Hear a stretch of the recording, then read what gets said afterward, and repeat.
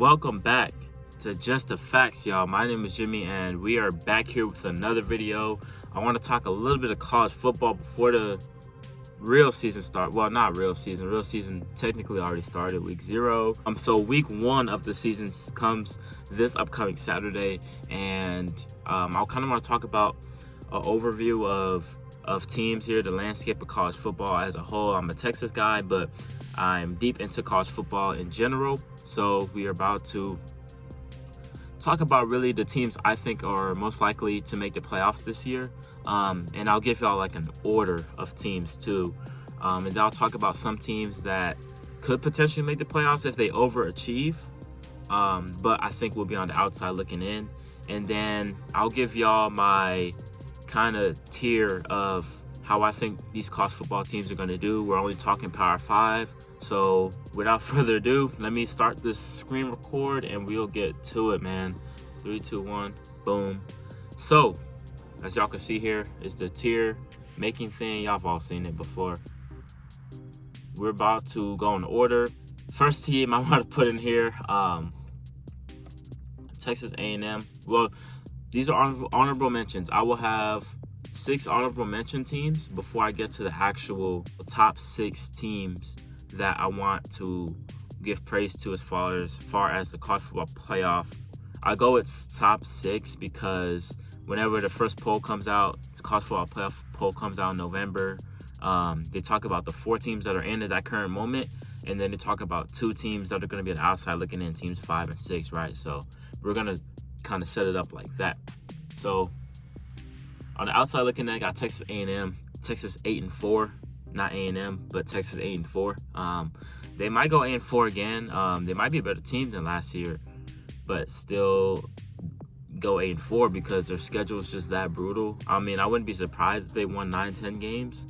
But you know, they just always seem to slightly underachieve. Obviously, it's because they're in a tough division. We've got to play some really good teams. And that alone is why I'll have them like kind of on the outskirts looking in on the college football playoff race. But they're a really good team. Like, all jokes aside, me being a Texas fan. Next honorable mention, we'll have Miami. Let me move them up. And this might be the most surprising one out of all of them because they weren't that good last year. They're going to be the worst team I put on here. They were, 7-5 last year. The reason why I have them here is just because, one, Mario Cristobal is there. He's a Miami guy. He knows how to, get things figured out over there. So he's bringing back Tyler Van Dyke, one of the better quarterbacks towards the end of last year. He was actually putting up comparable stats to C.J. Stroud and Bryce Young, guys who were in the Heisman race, right? He was putting up comparable stats to them towards the latter half of the season. So I expect him to take that and put it in a 12-game sample size. So that, coupled with the fact that I think Miami's schedule is going to be weak, which will allow them to win a lot of games, is why I'll have them in this outside looking in tier. Another team I have is Oregon. Let's put Oregon up in here. I think Oregon is going to be here just because they're the most talented team in the Pac-12 year in and year out, pretty much. Aside from USC some years, right? Oregon, Bo Nix is coming in. Dan Lanning, defensive coordinator from Georgia, is now the head coach. They're going to have to figure that out. But I think talent alone, they still win 9 games. I mean, that'll leave them on the outsides looking in on the college football playoffs. Next team, we got Oklahoma. Let's move Oklahoma up in here. Oklahoma, I feel like a lot of people think they're kind of going to fall off this year. But I don't think that's the case. I think they're going to take a slight step back, but not fall off. They still have a really good offense with Mims and Gabriel, and their offensive line is still pretty good. Running backs, as always. They're going to still be good offensively, but they're going to take a step back. But what they're going to improve at is defensively with Brent Venables as the guy now. But Oklahoma, they're still going to win 9-10 games. Be good. The last 2 teams we got here that are going to be better than all those teams I just mentioned 1, Notre Dame. New head coach Marcus Freeman. Notre Dame has a tough schedule this year. They play BYU. They play Ohio State week 1, of course. They play North Carolina, I think, again, who is going to be kind of underrated. They play other teams that are going to be pretty good, and I think they got their work cut out for them. Let's just see if Marcus Freeman can add a little bit of more juice, a little bit more oomph to Notre Dame, you know what I mean? So my 7th team, I will have Michigan, and I have more faith in Michigan than I have over the past couple years, and I think a lot of people do now because of the season they had last year. With that being said, I think they'll take a slight step back. They'll have an extra loss in there. Well, they'll lose to Ohio State this year, I think, and then they'll have another conference loss more than likely. Their first half of the schedule is absolutely pitiful. It's crazy bad. But that means they should be like 6-0, 7-0. I think they'll lose like 2-3 games, but that won't be enough to surpass Ohio State this year.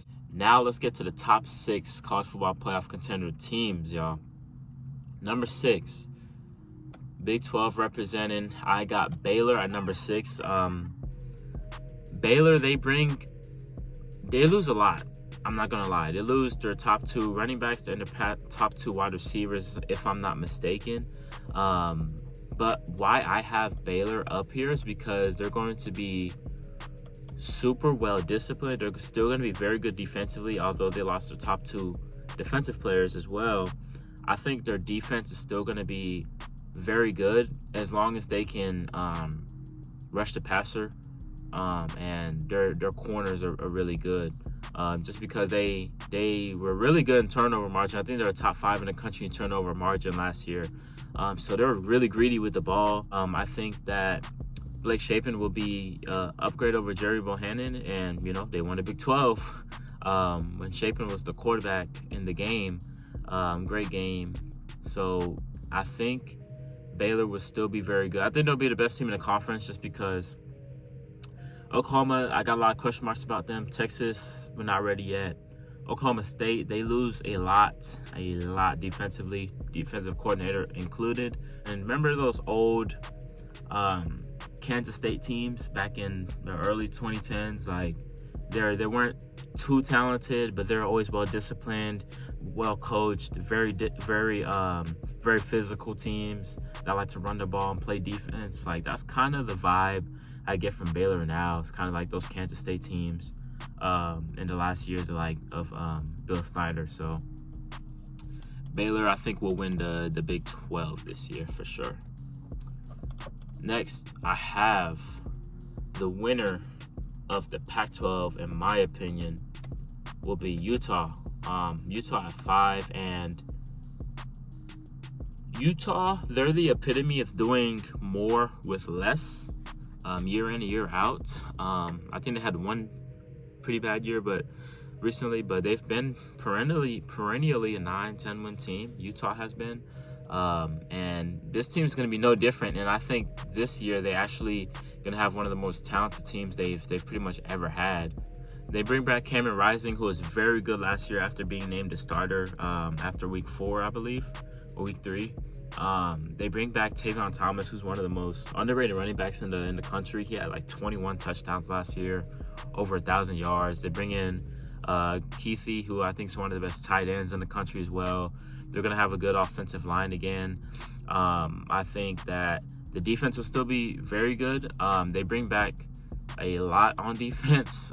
They bring back most of the starters. Like I said, with Oregon, Utah's schedule is going to be kind of weak too, and that's going to kind of benefit them. It's going to be interesting to see, like, if one loss is going to be enough to, like, keep them out, just because the Pac-12 is so weak and it's a little bit harder to find those quality wins. And I feel like Utah has a more opportunity to get quality wins than Oregon does.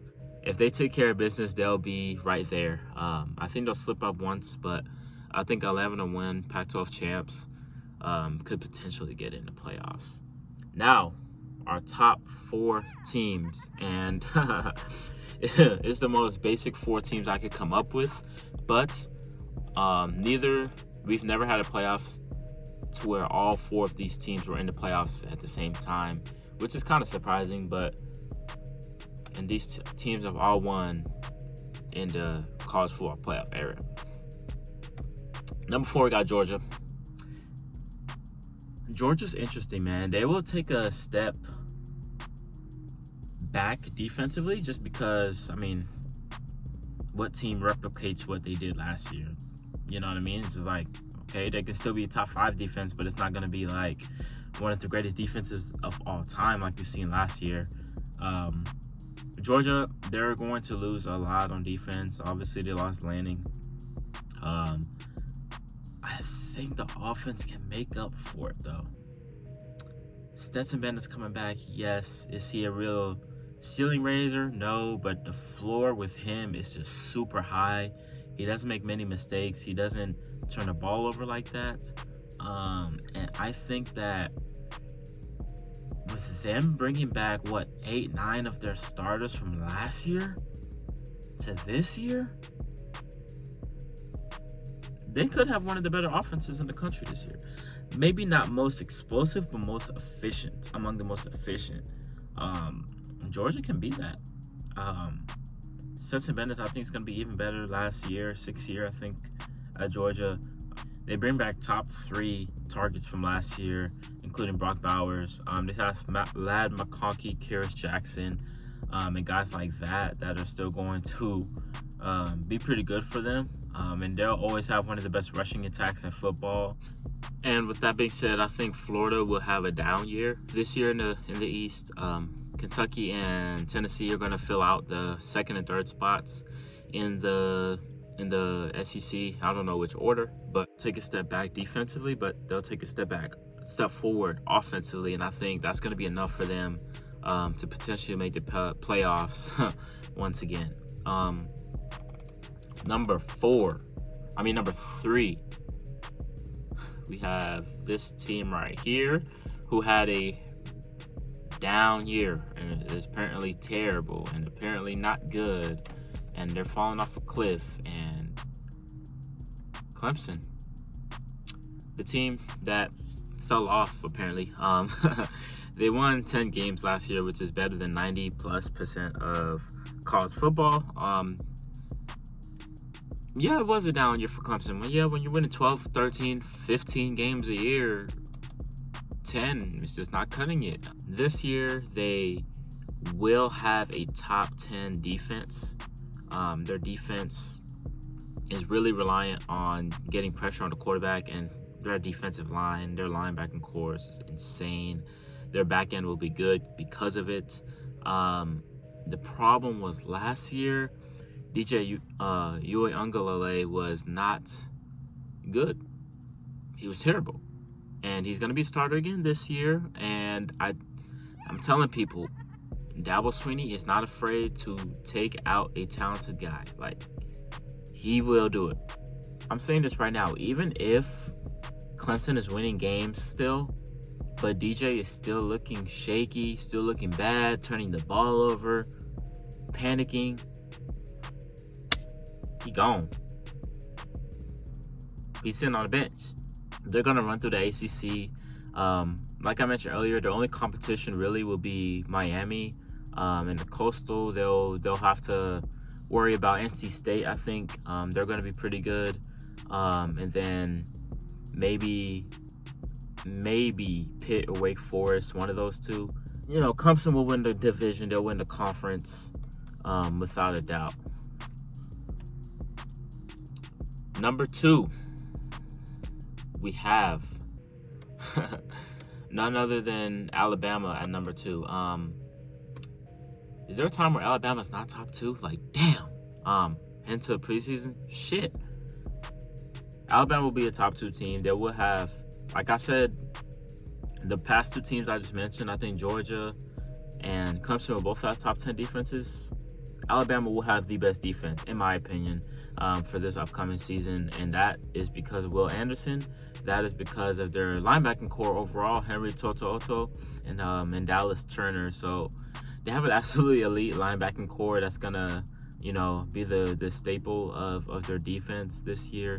Their back end is good. They bring back a Jordan Battle. They bring back guys like that. They bring back a lot on their D-line. Offensively, though, is where I actually have the questions. And they had a great offense last year. They lose their top receivers, Jameson Williams, John Mechie, to the league. Yes, the guys behind them are talented, but they're unproven at the end of the day. Now, it's easy to say, like, yeah, those guys will, be star players here this year or, in the next couple years or so. No, I mean, like, I guess with Bama, yeah, they're going to figure it out always because if they haven't, I guess you could say that, but it might cost you a championship, I think, speaking of costing championships, I think a big reason why they didn't win last year is because their offensive line was not good. And Bryce Young, even though he put up crazy numbers, the offensive line couldn't hold him up enough, So I feel like the offensive line could be better. I think the pieces around Bryce Young, as far as receivers goes, could be a little bit better. But the running back spot is secured. Jahmyr Gibbs is one of the best backs in the country, too. Obviously, Bryce Young, Heisman winning quarterback. They're going to be Alabama, okay? The thing is, though, if they got in a match with this team, I don't know if Alabama wins. The best team this year, I think, will be the Ohio State Buckeyes. And here's why. Let's start off with what we know already. Offensively, I think they'll have the best offense in the country this year. C.J. Stroud, Trayvon Henderson, Jackson Smith and Jigba, followed by Marvin Harrison Jr. and Emeka Egbuka. The list goes on and on of these 5-star or high 4-star receivers that are going to be in the league in 3 years. They're going to have the best offense in the country. They have 3 Heisman caliber dudes, and I think it'll be much of the same for Ohio State. Them coming back and doing it all over again is what I see happening. Defensively, this is what I see happening. They bring in Jim Knowles, Oklahoma State's defensive coordinator. I know a lot from Oklahoma State's defensive coordinator because they beat us a lot of times. So the reason why I think their defense is going to be much improved this year is because Ohio State's staple defensively in the past has been getting pressure on the quarterback. They weren't doing that last year. Yeah, we can talk about the run game. Yeah, we can talk about the DBs. They weren't getting pressure on the quarterback last year, at least up to their standard that they have been. They bring in Jim Knowles, who led Oklahoma State to a top 5 defense in the Big 12, who, apparently has the greatest offenses, right? Some of the greatest offenses, right? Oklahoma State had a top 5 defense last year, and much of that had to do with them getting sacks. I think they're top 5 in sacks as well. Ohio State, this is their first time ranking outside of the top 10 in sacks in years. And the last time I think they did was the last time they didn't even make the Big Ten championship game was in 2016. They missed the championship game in 2021. Kind of correlating, maybe. Kind of not. I don't know. If Ohio State can get back to that, rushing the passer, the staple, they'll be the best team in college football because they had, 20-something, 30th, I think, best defense, total defense. If they cut off a couple numbers off that, if they cut to like 20, 21, 18, best defense in the country, that's enough to win the title. So, as y'all can see right here, these are my tiers for the college football season, pretty much. The top 2 rows are in order from like 1 to 12, pretty much. But after that, just don't worry about the order. Just worried about the column they're in. Let me know what y'all think, man. I think my horns are going to be like above average, 7-5, 8-4 type of deal. Yeah, I think this is a pretty good list here, man. But y'all let me know what y'all think. Let me know which one of y'all's teams, let me know who y'all's teams are and which tier you would have them in and why I'm completely wrong and terrible and don't know anything about college football. Let me know how y'all think, man. But This is Jimmy from Just the Facts, and I'm signing out. Peace.